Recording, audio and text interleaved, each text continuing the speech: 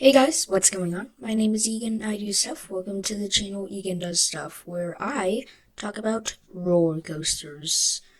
And I know I already made a video about how roller coasters are safe and everything, but I didn't really mention the statistics too much. I know I said some stuff about it, but it wasn't really a whole lot. And I'm going to tell you exactly why and how roller coasters are so safe. So, before we get started, please make sure you do subscribe and click the bell to be notified when I upload a new video. Hit the like button if you enjoyed, and comment down below how safe do you think roller coasters are. And also, I think I'm going to start doing this poll thing. Is it roller coaster without a space or roller coaster with a space? Go answer right there in the poll. So, without further ado, let's get into the video. So, the statistics. These might actually be kind of surprising. If you didn't already know, your chances of being injured on a roller coaster are extremely low, but let's get into just how low they are.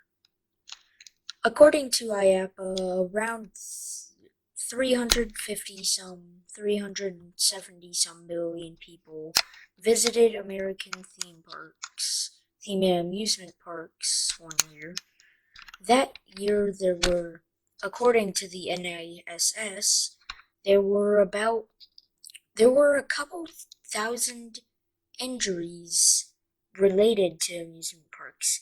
Now, that includes one if they choked on a french fry or something like that.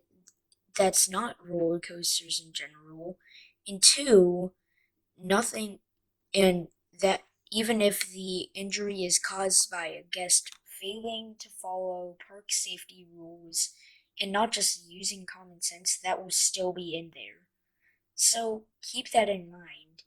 That means you have way less than a 1% chance of getting injured related to a theme park in general.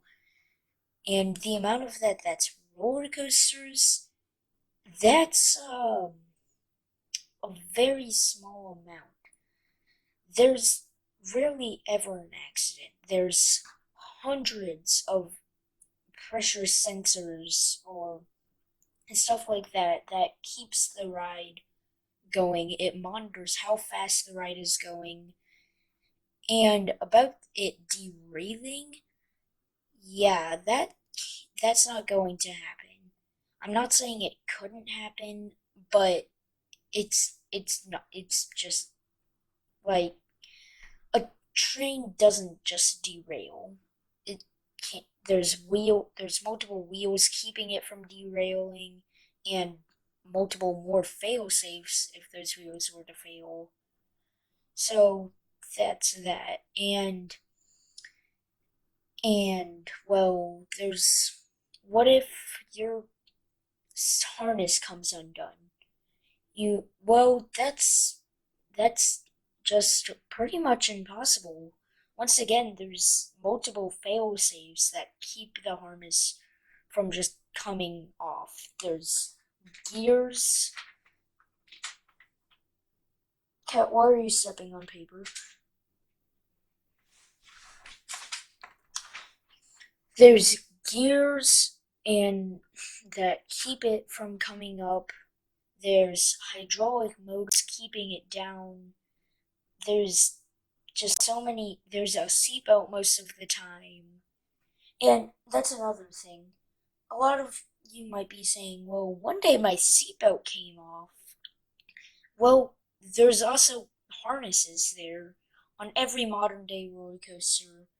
There, one will most likely be a seatbelt, and two will also be a harness with multiple fail-safes keeping it from coming undone. So that's that. But if roller coasters are so safe, why do they get downtime sometimes? This is actually a sign that the roller coaster is safe. Once again, there's hundreds of different sensors and other fail-safes, and if just one of those were to become undone, the ride would break down, and it would have to be inspected by maintenance, and it would go down for a while. So yeah, that's that.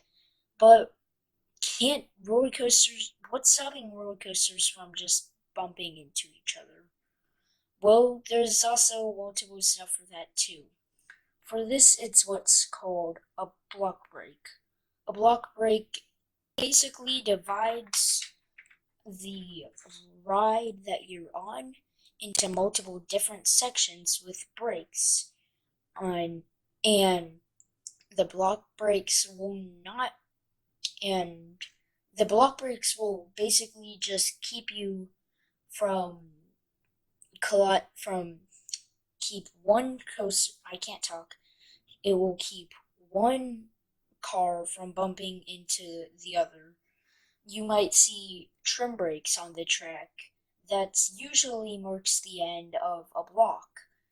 And for even more safety, the brakes on the end of a block are automatically closed by default and, and take power to open. So if there was to be some sort of power issue, it would the ride would be stopped at the next break.